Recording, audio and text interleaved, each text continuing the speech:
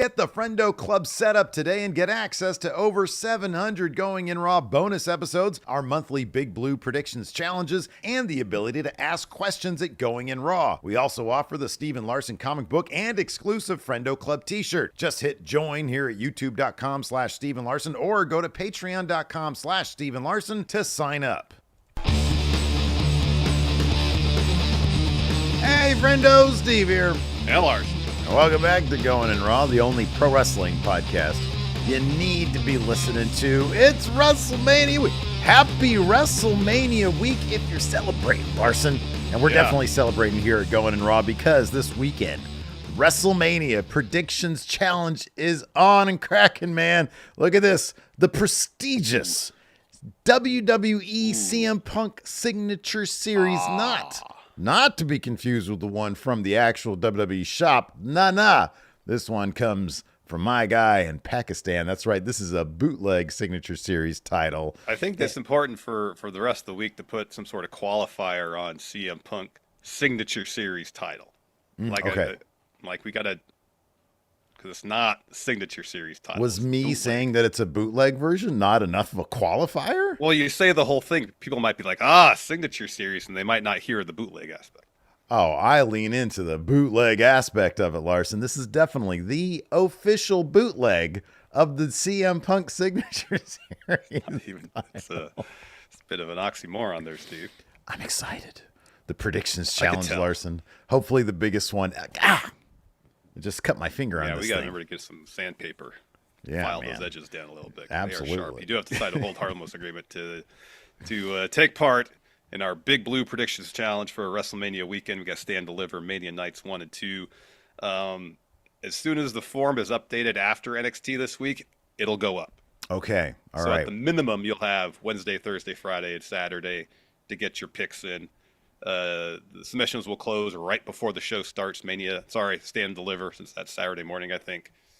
So don't wait too long. Don't wait too long. No. We're going to blast that on our socials and whatnot. Of course, the way you can participate is by clicking join right here, youtube.com/Steve and Larson, or by going to patreon.com/Steven Larson, clicking on the Friendo Club setup there. Either way, you get access to the same thing. You get access to the predictions challenge. You get access to the bonus episodes we got going on here, and you get access to the question threads for the shows, which will be answering a little bit later in the show. But of course, this is Going in Raw. We're going to talk about the go home to WrestleMania for Monday Night Raw. Of course, we still have, actually, I mean, if you think about it, because WrestleMania SmackDown has now become an event unto itself. I don't even know if you can call that necessarily a go home, because they're going to have like a tag title championship match there, the Andre the Giant Battle Royal. I mean, I'm sure they'll have like some video packages. Cody might show up, but I kind of feel like supposed to be there. That's right. Cena's advertised for, so they are going to do a go home segment this week. Yeah, all I right. mean, WrestleMania SmackDown is effectively what the WrestleMania kickoff show used to be. Mm-hmm. Yeah, pretty much. Before, as opposed to a couple hours before. So now the kickoff is just like 3 hours of people just talking. Yeah, they don't do matches in the kickoff anymore. No. So, but yeah, they did a bunch of matches last night on the go home episode of Monday Night Raw. Yeah, it was an interesting episode in that they seem to take two approaches in terms of advancing stories, save for maybe the main event segment with Roman and Heyman and Rollins and later Punk. In that they had matches for WrestleMania momentum. Yeah. Or video packages. Yeah. That was most of the show. And even if, like, where Jey and Gunther had promos in the venue, they were separate. They really could have been video package. The Gunther one I thought was really good. I thought the Jey one was fine. Could have been a video package. In fact, I forgot exactly what he had done, and then I looked at the notes. I was like, oh, that's right. I did see that. So we're going to talk about all that. But first, this is so when I read this, you sent me this in the morning. Yeah. You texted it to me. I had just woken up. Thank God it's spring break, so I ain't got to take my kid to school. So I sleeping in. He's sleeping in this week. So I opened it up and was like, oh, man, wow, this is crazy. Mariah May might be heading to WWE. Whoa, hold on, pump the brakes a second. The source, of course, is those other guys in the Wrestling Observer newsletter. So a little grain of salt there with your news this morning. Perhaps. So It was reported in March that former AEW Women's Champion Mariah May's contract with the promotion was set to expire later on this year. On the latest Wrestling Observer Radio, Dave Meltzer and Brian Alvarez, those other guys, reported that not only could May's contract be up as soon as this summer, but the expectation within AEW is that Mariah's heading to WWE. Meltzer said from talking to people in WWE, they know she wants to go there, and that the belief is a 26-year-old's contract is up this summer. Alvarez said he was under the impression that she initially signed a 2-year deal with AEW, that even within AEW, they feel she is going to WWE. Obviously, you know, Dave Meltzer is close with some people in AEW. Whenever there's AEW sort of inside backstage stuff, I tend to, think there's something to it when it comes to Dave Meltzer. So if they all think she's going to WWE, she also posted like a picture on her Instagram page of like a window, an airplane. She's on an airplane. Yeah. Whoever would do that these days, I don't know, but she's on an airplane. I mean, if you're a pro wrestler, that's kind of prerequisite. Shockingly, it's not getting hit by another airplane. And it says something like, you can't make any bad decisions. You can't make the wrong decision because every decision leads you to where you're supposed to be. Yeah, something like that. Yeah. So, anyways, I mean, I kind of feel that's wrong. Getting on an airplane, that's a bad decision. But Mariah May going to WWE. What do you think about that, Larson? Well, I mean, what she managed to do in about a year and a half in AEW was really impressive. Yeah. In terms of elevating the Mariah May brand. Mm-hmm. I mean, she got a lot done in the span of 18 months. Yeah. Making her debut, becoming AEW Women's World Champion, having a great story with Toni Storm, culminated in a really good series of matches. Mm-hmm. I mean, to me, I think perhaps to some extent the most surprising part about this is that AEW only signed her to a 2-year deal. Like depending on whose behest that was at. Like if that's Mariah knowing she's going in, they got something planned for her maybe at the time of signing her contract. I don't know, how aware talents are of what they have in store creatively before they sign. But if it was a situation where she had any sort of inkling that she's going to be involved in something major, signed a 2-year deal, that's great business from her part. Mm-hmm. Because if nothing else, this news getting out there perhaps gives her more leverage when it comes to negotiating a new deal with AEW.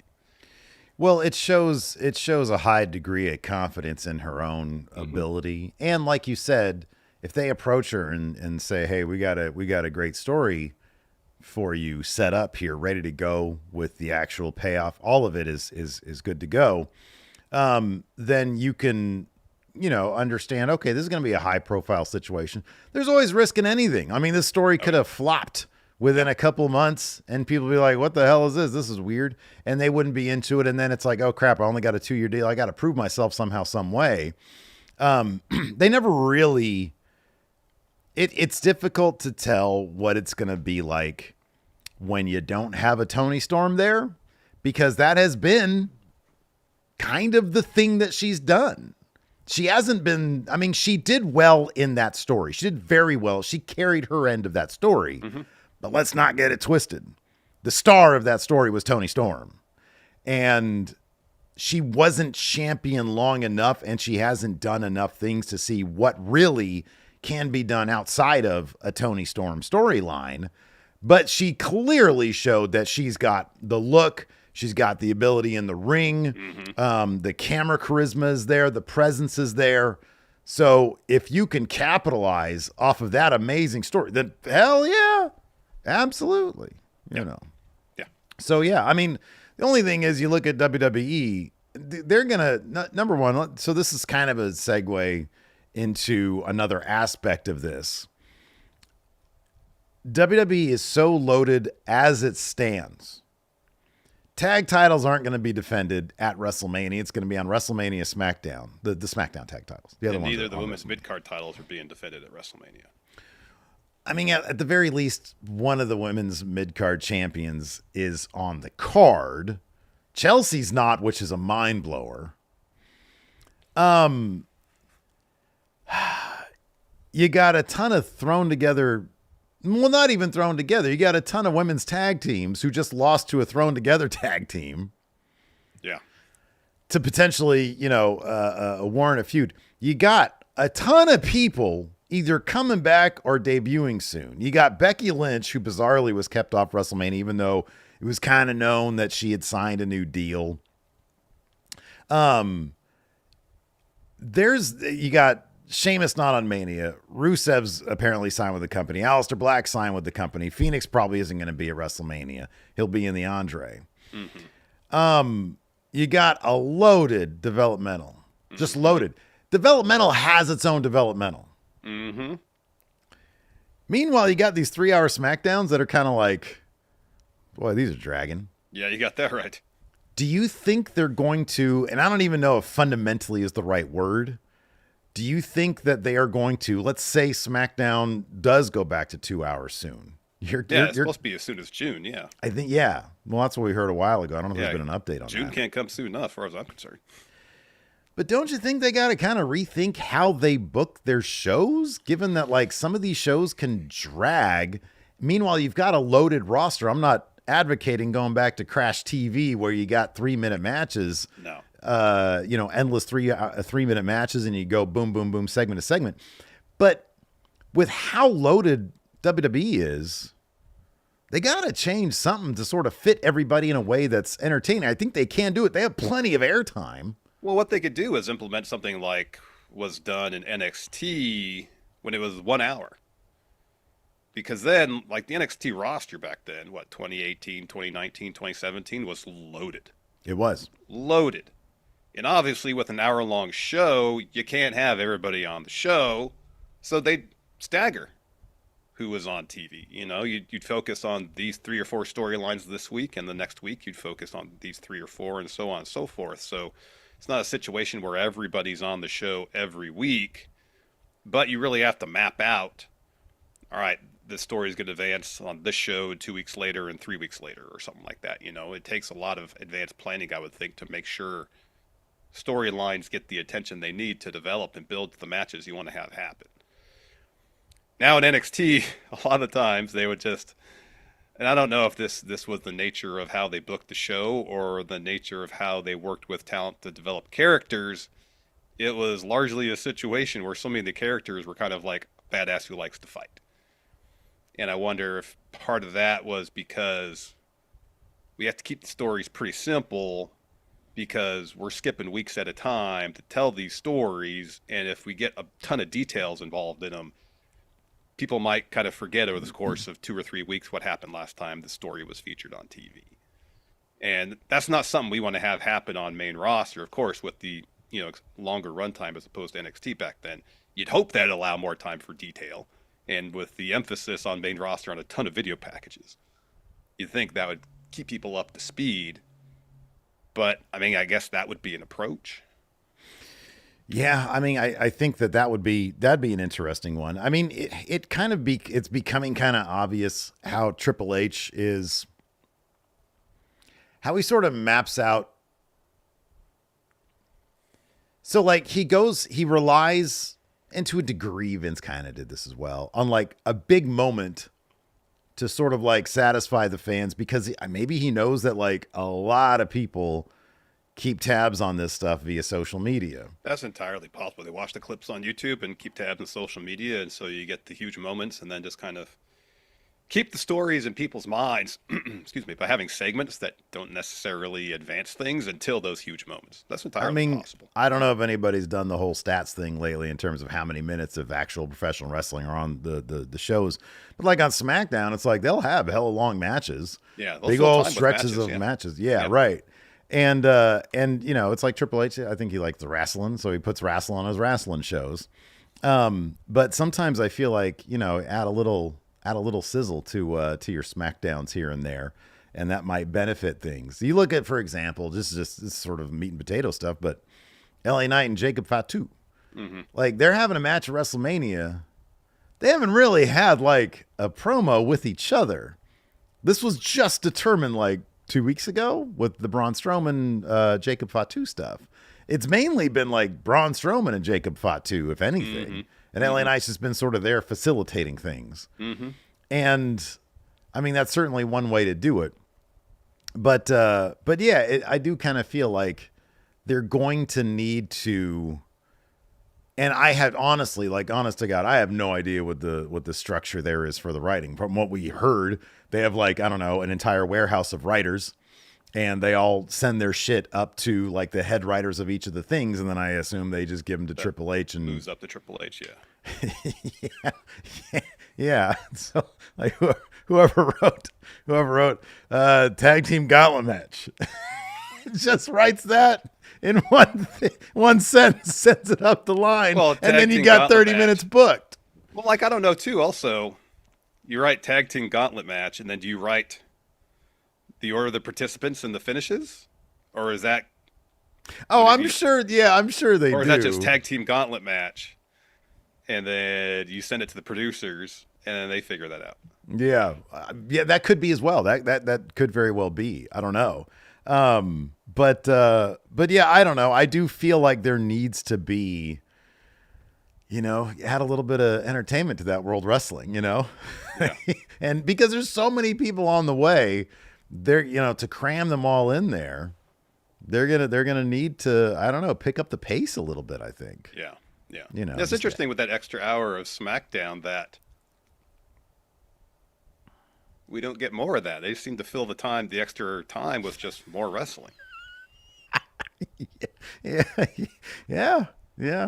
Did you read any of the Triple H quotes from, like, his media surge over the weekend? Not really. Talking shit about, like, internet marks. I guess, like, you and me. Headlines. Yeah. Although his criticisms that he was quoting from the IWC, from all that, didn't really hold up to. I think he was talking about other people, not us, Larson. Well, that's good to know. Yeah, he was like, "Oh yeah, I see all these people out there. They say, oh, Cody's gonna get cold. Cody, they don't know what to do with Cody." And he's like, "I don't know. I look at the arena, I see a lot of people love Cody," which is totally true. It is. Yeah, man. It is. Yeah. So, anyways, I like to think we're the internet fans that he does like. I guess so. I mean, Steve, you're number one Cody fan. Yeah, dude. Yeah, no, man. Look, I'll believe that people are going to turn on Cody when I see it. I haven't seen it yet. Haven't seen it. Yeah, man. Haven't seen it. The 20 here says Larson sounding more wrestling is a bad thing. I mean, honestly, it kind of is. It's called World Wrestling Entertainment. You got to entertain us, man. No, I like wrestling, but I feel I want storylines to make the matches more impactful. And if you're not dedicating enough TV time to interesting storylines, then match is fine, but it's not the most engrossing thing. Yeah, give me 7-minute matches. I'm good. I want some really compelling cinematics. I want people just talking to each other.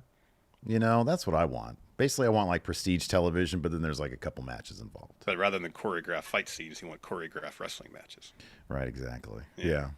No, I don't know. Look, I think there's always a good ratio of the wrestling with the soap opera stuff. Mm-hmm. But I feel like, there needs to be, like, a proper ratio, and I think there always has to be a sense of urgency. Yeah.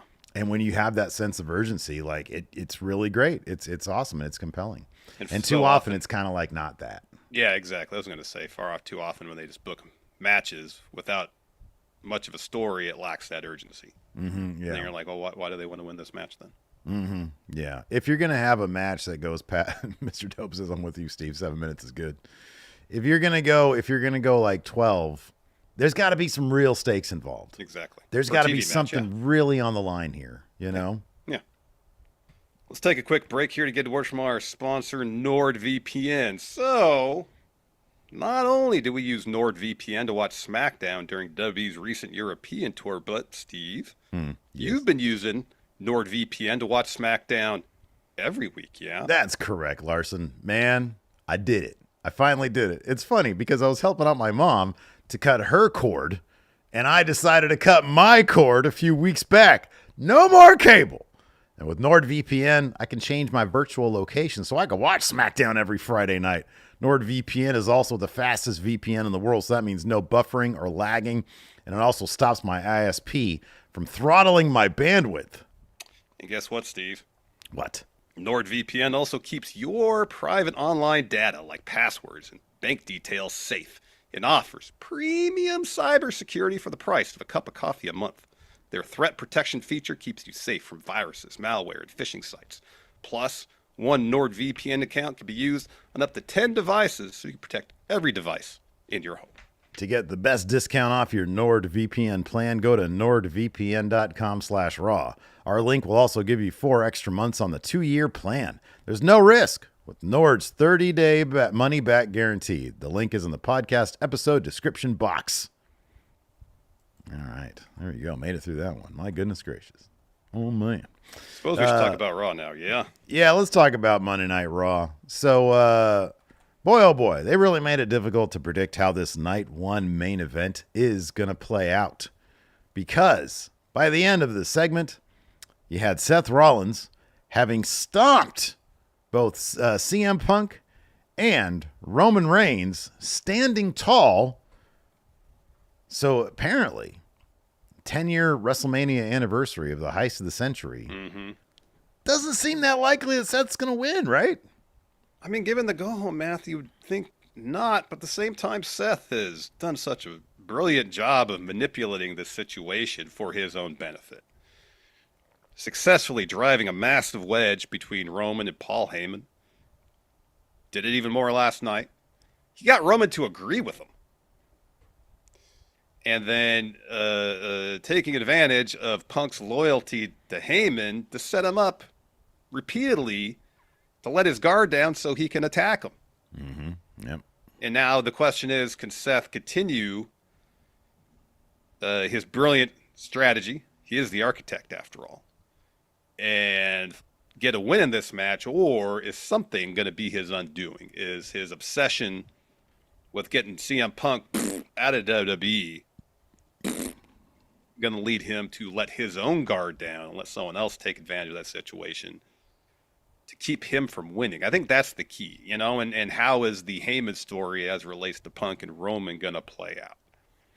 We all know that Roman's Achilles heel is Seth Rollins. We saw that play out last year at WrestleMania when he made the decision. As Seth said last night, every favor is a choice. Well, Roman made the choice last year to go after Seth Rollins in his Shield gear, instead of ensuring that he can retain his title against Cody Rhodes.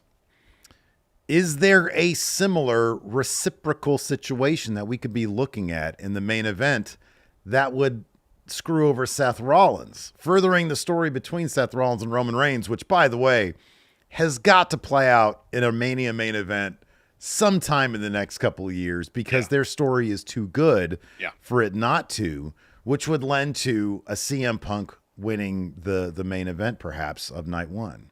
Yeah, you got to think the dynamic between Heyman and Roman now, especially after last night, is fairly fractured, with Roman, you know, pie-facing Heyman to the ground.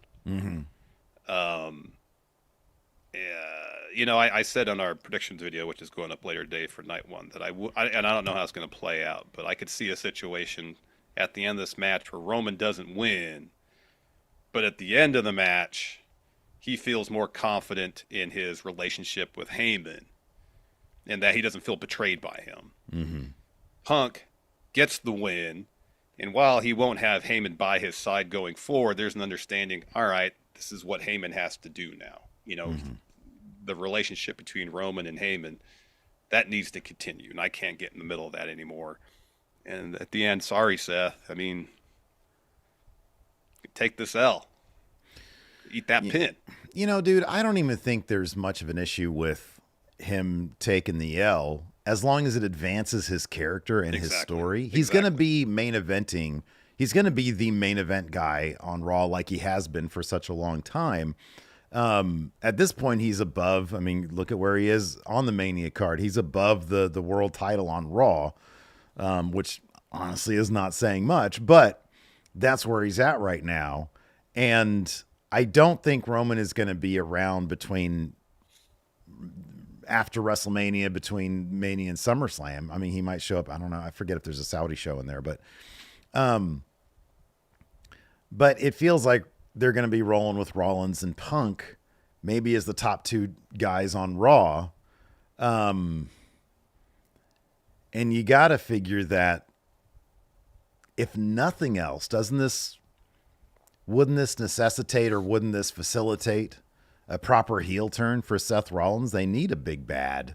You know, I mean, you got Gunther, and they might do Gunther versus Punk. I mean, for all we know, after Punk wins Mania, I mean, Gunther's going to lose to Jey Uso, probably. I mean, are we assuming that? Is that assumption too great that Gunther's going to lose to Jey Uso? They've been doing Punk versus Gunther on the house show circuit for a while now. Yeah. Is it possible that they try to juice up that World Heavyweight title by giving it to CM Punk? Well, if that's the case, then Punk's going to have to beat Jey for it. Because I don't think it's too great of an assumption to walk into WrestleMania and expecting Jey Uso to leave as World Heavyweight Champion, especially after the segment with Jimmy, where Gunther beat the hell out of him and was covered in Jimmy's blood. Yeah, I mean, I've got a ton of confidence points on Gunther as well. The thing on is Jey Uso as well, but Jey hasn't got his receipt for that yet. He hasn't been able to, or he hasn't taken the opportunity to take that out on Gunther yet. He's saving that for Mania. Mm-hmm, sure, yeah. And I think that's very much intentional. Like if the following week, if Jey had beat up Gunther, just left him laying, then maybe I wouldn't feel so sure about it. But between the promo last week, where Jey stepped up to Gunther, says, "I'm not afraid of you anymore." They weren't in the same segment this week. Jey's got to win this. He's got to win. There's no point you have him lose at Saturday night's main event. Just have him lose again at WrestleMania. It doesn't make any sense. On top of that, I feel like they're going to do Punk Cena if Cena wins at WrestleMania. But getting back to the Rollins thing, if he comes out of it with a new character, with a new twist, with a new story, then it's fine. It doesn't matter. Like it's all wrestling. It's all a story. But yeah, I guess it'll just be interesting to see where they go from there. Let's look at Seth's character arc going forward through the perspective, from the perspective of what he's been mentioning the last couple of weeks. That is his job at WrestleMania to save pro wrestling from the part-timers like Roman and the people in the business who are only looking out for themselves and not the greater health of the industry like CM Punk. Yeah. So if Seth comes up short in his endeavors to, as he sees it, save the pro wrestling business from Roman and Punk, what is that going to do to him as a character? I mean, they could do the thing where if we're just sort of going with like a very big picture thing, he goes bad guy because of it. And he realizes the only way he can protect, if they keep things on Raw, the only way he can protect the company, the future, is by going after the Raw title. He's the guy that beats Jey because Seth is then a bad guy, so it doesn't look bad for a good guy CM Punk to beat a good guy Jey Uso. And then they do Punk versus Rollins for that title down the line, juicing up that title if Punk doesn't go after Cena or whatever. But I think they got to do the Punk Cena thing at some point. They could do that. They could have Rollins go after Jey Uso after he beats Gunther, trying to do whatever he can to maintain the integrity of the company. Well, whoever has the title is kind of indicative of that, and it's got to be me because I'm the only guy who can protect it. And he kind of goes crazy in the process. Yeah, that could be it. Yeah, could be it. Could be it.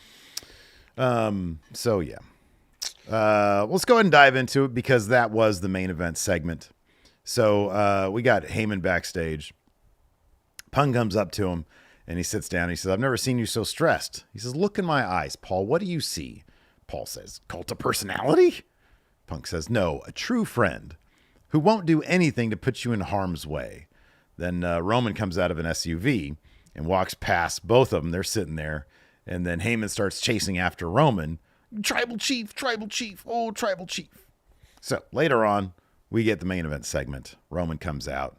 Of course, they were in Sacktown last night. Sacramento!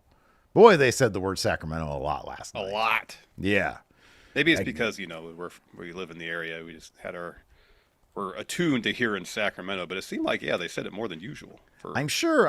Yeah, I think you're right about that. I think every week they're in St. Louis or whatever, they probably say St. Louis a lot. But yeah, there was that great mural they got there at the Golden One Center with the Sacramento Kings logo and a bunch of stuff. And they had some good B-roll, of over Old Sac downtown. Yeah, it was beautiful. Beautiful city we live in, Larson. It is. He says, Sacramento, acknowledge me. Sacramento does.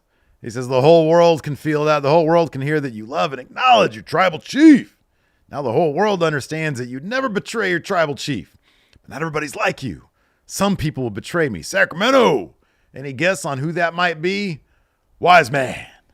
How could you betray me? And then the crowd, good old Sacramento, starts chanting, you fucked up. Roman says, louder. I don't think he can hear you. Censors can hear him because they were trying to beep that out. He walks around Heyman like doing this with the microphone too, in the rhythm of the chant. It was great. Yeah. Trying to get people to chant louder. It was fantastic. So Heyman says, my tribal chief, it was not a betrayal. I paid back a favor that I owed. Roman says, I must be a little confused, Sacramento. The way favors work, you usually pay it back yourself, correct? It feels the only person getting screwed in this favor is me. If there's one thing about your tribal chief, we ain't ever going to ask for a favor. We take what we want.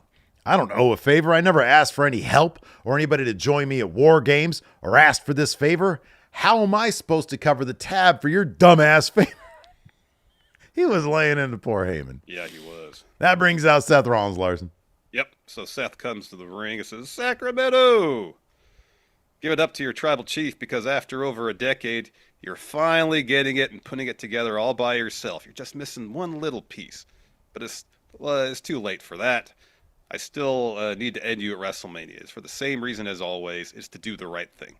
This is the biggest triple threat in the history of the company, this industry. The winner will define the future of this industry. No, it can't be you.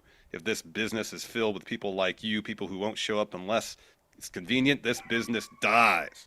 Can't be Punk either. And you're figuring that out. If the business is Punk picked up their ball and left into tough times, then come back and leech off other success. If that happens, this business dies. Want the business to die? I don't. If this business has more people like me sacrificing their mental and physical well-being to always do what is best for business so it not only lives on but thrives, there can only be one, and it's got to be me. As for that one little piece you haven't figured out, favors don't happen by chance. They are a choice. I chose not to put Paul in the hospital last week. Now he can choose whether he wants to pay it back. But he's as dishonorable as they come. He's a scumbag. I think nothing of him. I don't expect it to happen. He says, Heyman is not in Punk's corner by chance. Paul Heyman made a choice. It's not just a betrayal, Roman. What you need to ask yourself, this final piece, he's not just returning a favor. He's choosing, and you got to figure out why he's choosing CM Punk over you. I thought that was a pretty interesting way to put it, doing the stomp and saying, you owe me a favor, just so that he can frame it in this way as a choice the following week. It kind of puts that into a bit better context. It does, yeah. So Roman says, wise man, he's right. You made your choice. I made mine. And then Roman kills Rollins with a clothesline, tosses him to the floor. Heyman says, I acknowledge you, my tribal chief. And Roman just pie faces him down to the floor. He falls in slow motion. Punk comes down. He runs down very carefully, lays into Roman as they brawl. Punk goes down to help Heyman, but runs into a Roman spear. Seth attacks Punk, as does Roman. Seth hits Roman with a steel chair. Michael Cole made sure to call it a shield chair. Yeah. Stomp to Punk, stomp to Roman, grabs the chair, looks down on them both. We go off the air with Seth Rollins standing tall. Yep. Like I said, Seth managed to manipulate the situation for his benefit, basically, since the match was made. Mm-hmm. Yeah. The question is whether it's going to fall apart during the match or not. I mean, even though he got stomped like several times now, it's not as if CM Punk is fighting as an underdog here. Mm-hmm. You know? So I don't know how this is going to play out. The match itself does look to be a really intriguing one. I'm really curious about what story they're going to tell in the ring. Really looking forward to this match. Yeah, it should be a good one. We had Gunther open the show. They framed it like he was supposed to have an interview scheduled with Michael Cole for later in the show, but he just came to the ring to get it out of the way now. Michael Cole's like, I guess I got to get in the ring. And he didn't. And the interview lasted moments before Gunther just took the mic and decided to yell at everybody. Yeah. So Cole gets in, says, I'm expecting this later on, but let's get to it. You left Jimmy Uso bloody in the middle of the ring 2 weeks ago and last week, and that's when Gunther interrupts and says, last week, Jey Uso came down, looked me in the eyes, and said he wasn't afraid anymore. Let me get to the point.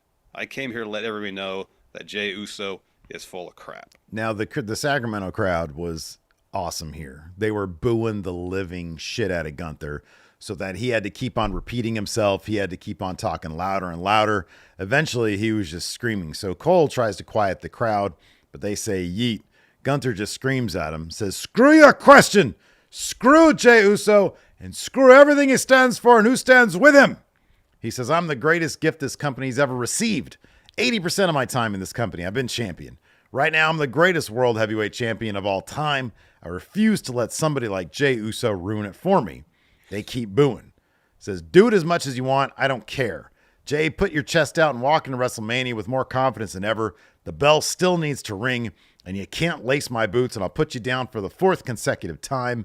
Last 2 weeks, I've been accused, been told I went too far. Jay, trust me, in 37 years of my life, I've never lost control. 2 weeks ago, when I took a bath in your brother's blood, I was in full control, and I loved it. He says, Jay, I want you to go pray to the Lord. Thank him I was in control. If not, I would have drowned you both in Jimmy's blood. I'm looking forward to it. I'm looking forward to calling my mother to tell me how much I enjoyed beating the hell out of Jey Uso and walk out still as World Heavyweight Champion. I thought it was a really magnificent promo. A great response to last week. Yeah, it was. It was really good. Later on, Jay's music hits. He comes in through the concourse, down through the crowd, stands on the announce table. A bunch of yeeting. Calls for the song to be played again. More yeeting. And then he finally says, all right, check it out. I said what I had to say last week, but I want to come out to holler at y'all. What up, Sacktown? Says, my mama's here somewhere. Look, Oos, everyone's asking me, where's my mind at? Am I crashing out? Hell yeah, I am, but I'm locked in. I'm locked in for me, for my family, locked in for you. Hearing Gunther talk earlier made me think he's mad. No, he's afraid. Yeah, Gunther, you're afraid. I'm going to whoop your ass in front of 60,000 people at WrestleMania. I'll see you Saturday, Oos.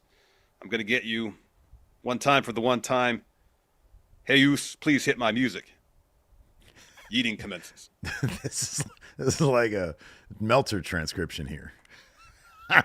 Hey, Oos, please hit my music. Oh, yeah. Then a bunch of yeeting.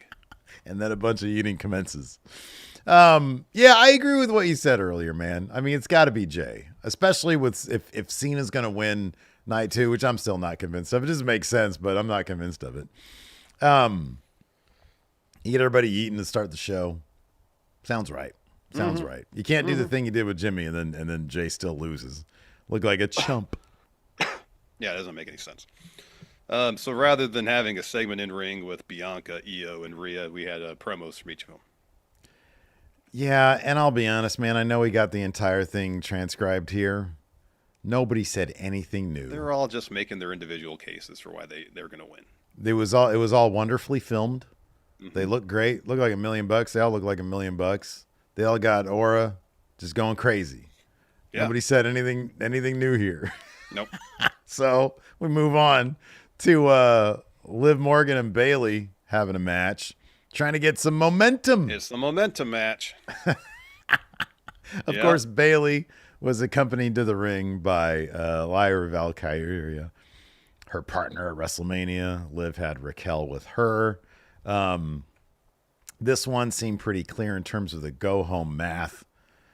So Liv goes for a springboard, but Bayley's able to counter with a stunner. Bayley to belly. I'm talking about the finish here. Raquel puts Liv's foot on the rope as the ref is counting.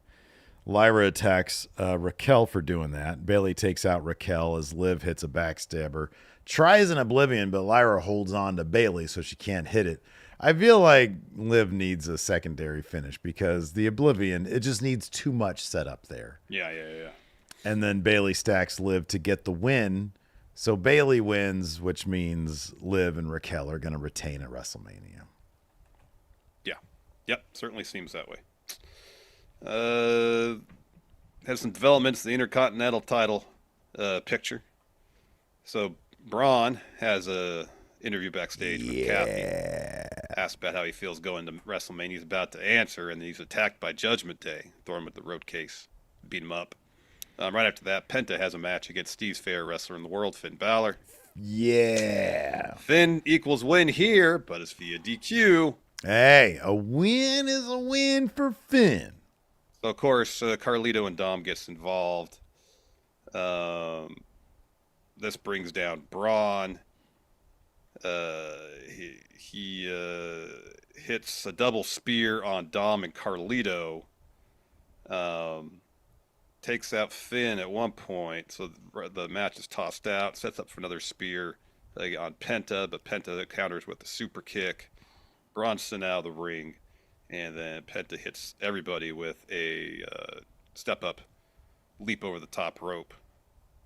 So Penta stands tall. He ain't winning the Intercontinental title. Is this just going to be Braun walking away with this thing? Yeah, it is. Because I feel like as much as I think it would be awesome for Judgment Day to have their little civil war over the Intercontinental Championship, I feel like their little civil war is simply going to be, you cost me a win at WrestleMania. Yep. And Braun's just going to walk out as Intercontinental Champion. That's what I'm fully expecting, brother. That being said, I feel like this will probably be the most fun match of the entire card. Yeah, in terms of what these guys are going to be doing. The infighting between Dom and Finn, which can be really entertaining. Penta being Penta. I'll never get over. Every single week now, when they got Penta showing up at the arena and he's got no makeup on but the mask, and he always, oh God, it's so funny. So I think this is going to be like a highly entertaining match. This is going to be so much fun. But yeah, probably the most boring outcome. I know people love Braun, Larson. They love Braun Breaker. Here, listen. Hey, let's say something. I'm going to compliment Braun Breaker. I think the argument's settled at this point. Compliment him. Braun Breaker has the best spear in the history of wrestling. You watch the one against Carlito last week. He speared two people at once. Double spear. Oh, yeah. On Raw this week. Argument's settled. Master of the spear. Without a doubt. Top spear, huge gulf, and then it's whoever. Yeah. Yeah. Probably Moose. Yeah, Braun's got best spear. I like Moose's spear. But yeah, no, Braun's is way up there, and it's not even a debate anymore. Love Braun Breaker. Think there's a huge future for him. Massive upside. That being said, the least interesting outcome is him winning this match. Agreed. Yeah, it is. Rey Mysterio looked for what? WrestleMania momentum. Oh, shit, Larson. I shouldn't even bring this up. I see this. Shouldn't even bring this up. Stardog Weekend says not to relitigate the DQ thing. But WWE.com officially says Finn and Penta, was a no contest. There's no rhyme or reason to how they decided it's a no contest versus a DQ win. Zero. Oh, man. I think they should do it to fuck with you. I think so. You specifically. Yeah. Penta's already taken an L. Finn pinned him last week in the tag match. Yeah. It's a DQ loss. I understand in some situations where someone's like an undefeated streak. All right, let's rule a no contest. Favorite customer has a good point here. The math is more on Finn's side now. Yeah. I don't put a whole lot of stock in DQ wins anyways as far as go-home math. In this instance, it's who stands tall. And Penta stood tall, so he ain't winning the Intercontinental title. And the last pinfall win by anybody in this feud was Finn on Penta. Oh, no. Last week. Uh-oh. The tag match. Yeah. Anyways, Rey Mysterio, looking for WrestleMania momentum, had a match against Julius Creed. Fun bout. God damn, this match was super fun. It was fun. It was fun. Man. Shame they never pushed Julius Creed as a singles guy in NXT because he could have been champion there, man. That's what you insist. Yeah, you said that several times. Never saw it play out. I still feel like that. And I texted you about this last night. Yeah. I still feel like that is a more sound argument than you claiming Ty Dillinger could have been NXT champion in the prime black and gold days. Singles wrestler. Ty Dillinger actually feuded with the champion. Ty Dillinger was actually really over in NXT as a singles wrestler. The 10 was really over in NXT, not him. Oh, come on. That big collar of his was over.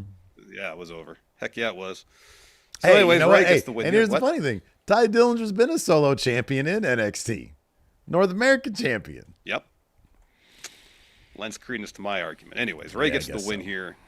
At one point, El Grande Americano runs to ringside after American Made and LWO are all tossed from ringside. So El Grande Americano tries to get involved. Ray stops his involvement, tries to rip the mask off, but Julius rolls him up to get a 2.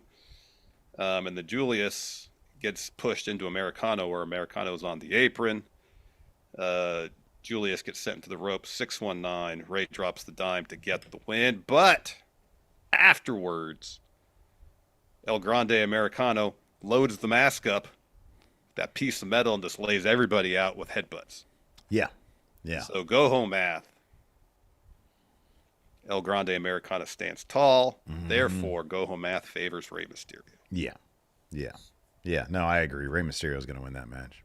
Yep. We had another video package, which gave us no indication of go home math.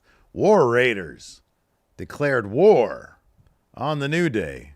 New Day, you may be the best tag team of all time. The dude sounds like Ivar sounds like Millhouse's dad. Oh yeah, I can hear that. We blazed a path of domination for over a decade. And then so anyways, this isn't a fight, this is war. Not ladder war though. And then we had New Day interrupted by Jackie. She asked about the War Raiders. And New Day says, war? You've seen how we've been treated. We've already been at war. But the warpath ends at WrestleMania when we take back the tag titles. Remind everyone that we're the greatest tag team on the face of the earth. So last week was a taste of what we'll do to get those back. And after WrestleMania, Eric wishes I took his head off so he and Ivar won't catch the beating they're getting on Saturday. Every irrelevant member of the WWE Universe will have no choice but to drop to their knees and say, thank God for the New Day. Yeah, man. More WrestleMania momentum. AJ Styles takes on Karrion Kross. In fact, gets the win here via phenomenal forearm. Fun match. But this is a phenomenal forearm that Karrion Kross accepted to boost AJ Styles' chances winning a WrestleMania. He put his arms behind his back with a smile. He took that phenomenal forearm. AJ Styles wins. That brings out Logan Paul. He comes out, talks some shit. And then... This is the most tepid heel trash talk that Logan Paul dropped. Dude, he's awful.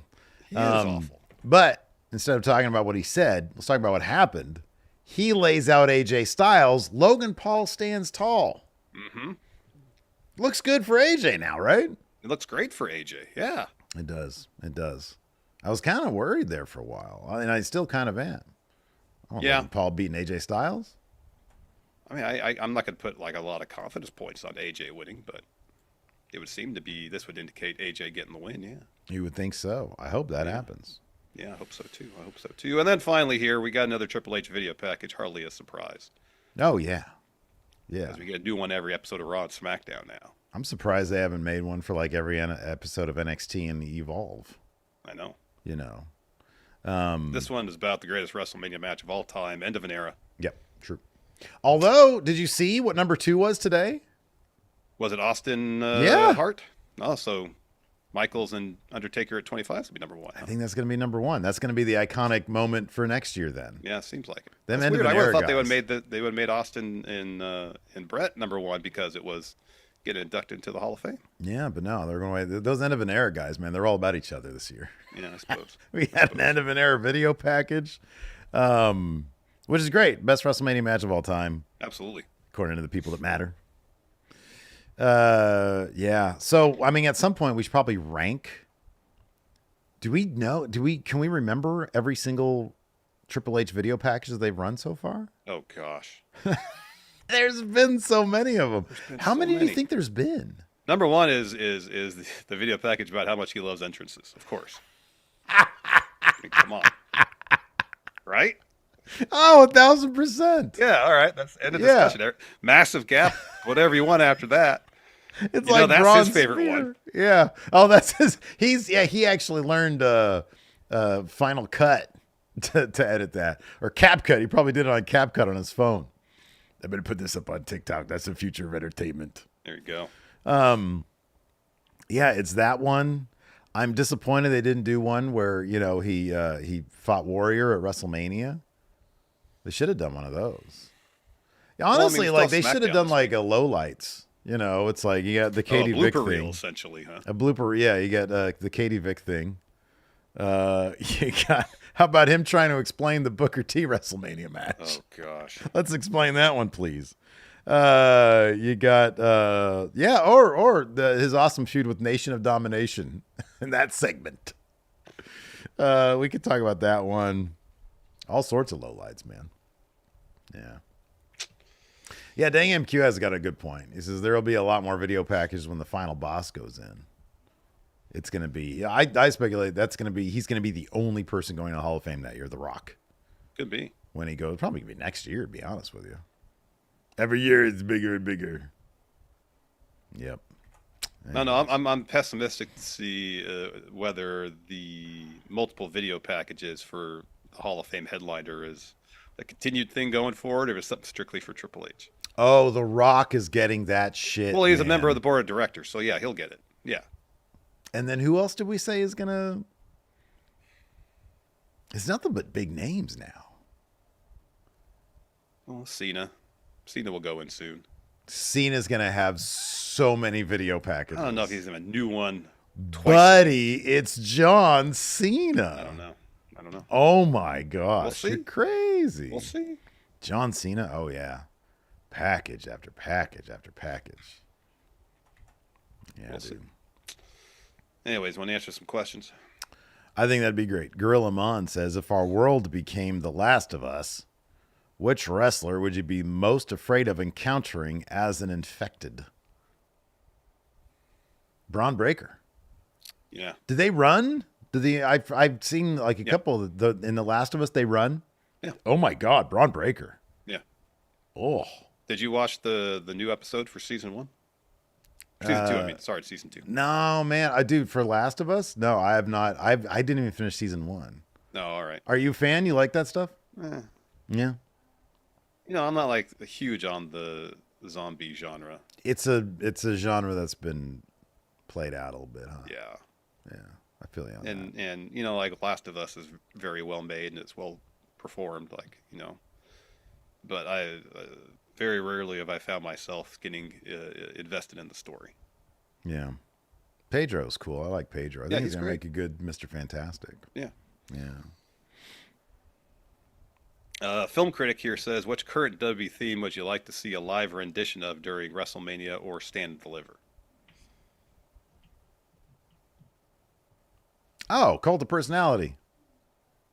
Bring in Living Color. Did they ever do a live performance? I don't think so. I feel like if they did, it had been between 2011 and 2014, and I don't think they did. Yeah, I don't think they did. I could be completely wrong about that, though. I kind of vaguely remember that. Did they do one with like when his Undertaker match? All right, Pontus says Mania 29. Who did he fight there? Jericho? That would have been Undertaker, 29, right? Taker versus Brock was 30. Yeah, so it would have been 29. It was Taker. Okay, yeah. Okay. Yeah. Cool, right on. Well, that again. Oh yeah, do you have another answer?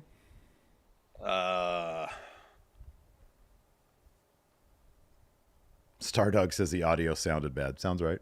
Sounds right. Yeah, when WWE does live performances, the mixing is all over the place. Sometimes it's all right, sometimes it's awful. Yeah, who else is there, man? EO Skies theme. Ooh, that's a good one. That's a good one. The one and only original CX says, what would you rather have happen? Big E comes back and rejoins the New Day, or confronts them and converts them back to a face team. Oh, I'd rather him be a bad guy. Yeah. Yeah, that'd be fun. That'd be so much That would be a lot of fun. Because they wouldn't be able to be bad guys very much longer. Yeah. Time War here says, when WWE showed the shots of Sacramento, they do the city justice. Were there any shots of the city that they missed out on showing?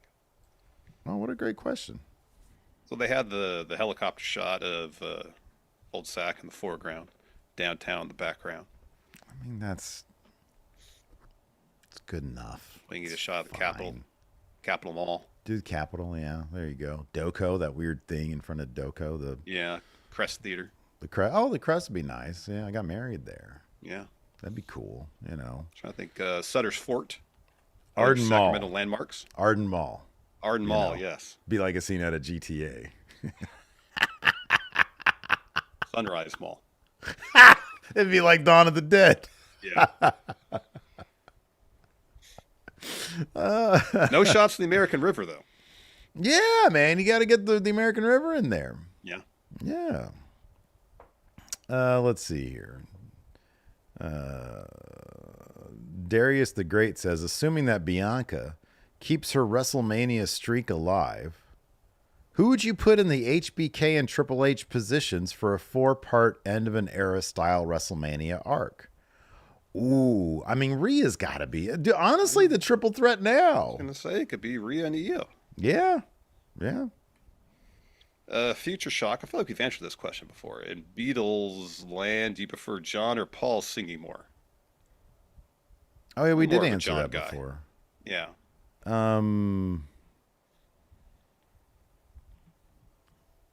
I think like my favorite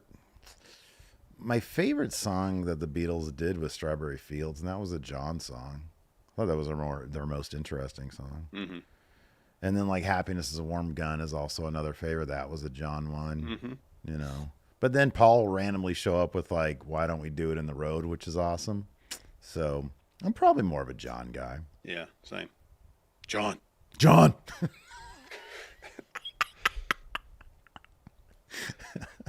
Oh, this is a good question from Aussie Dragoon. Considering Michael Cole called the steel chair a shield chair on commentary, whether standard wrestling equipment or weapons would you name after a wrestler or faction? Oh man, great question. Well, it's not just a sledgehammer; it's a Triple H sledgehammer. It's a Triple H sledgehammer, yeah.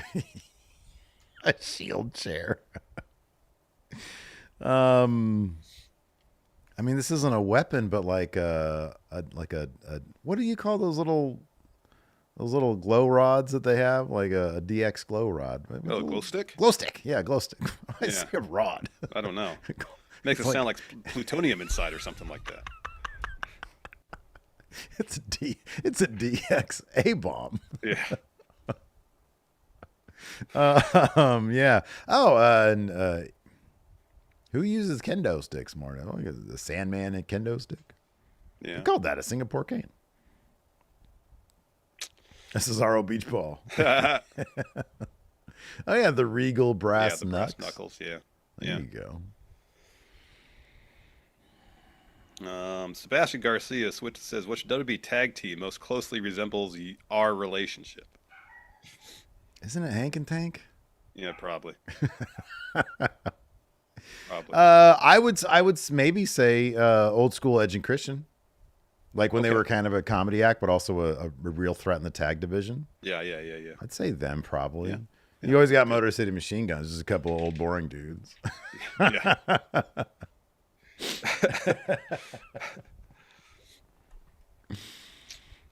Let's see here.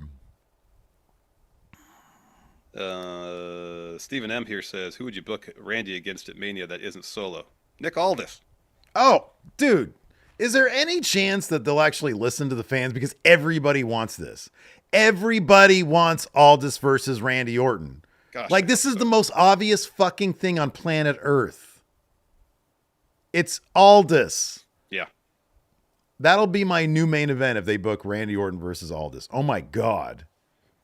He wanted to throw on SmackDown. He had the fucking pose. That. You can't tease that and not give it to us. Dang it. Let's go, man. Jamie Salome says, what's a match you want for Mania that wasn't booked? Randy Orton versus Nick Aldis. Yeah. 1,000%. Mm-hmm.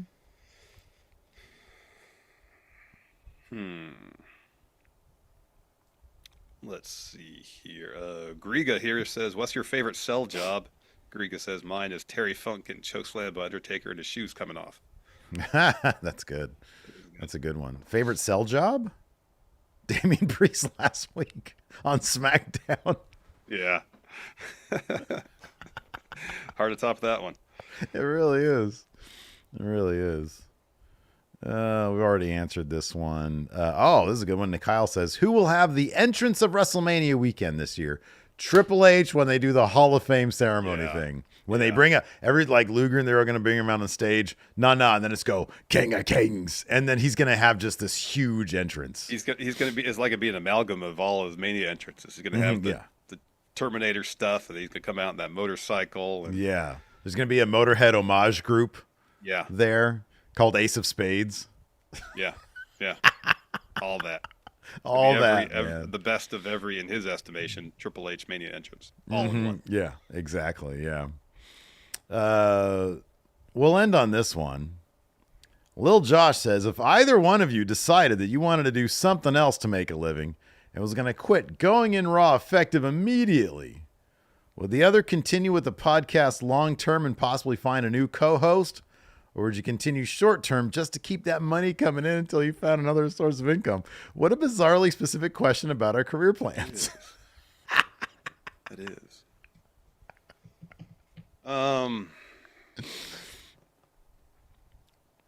Larson, I'm tired of this shit. All right, Steve, I'm out of here. Steve gets a state job. Wants the benefits. I need them benefits, man. Security. Yep. Well, guess what? I'd probably go get a state job too, because I don't see me doing this if it's not with Steve. Could you imagine you trying to be with a co-host?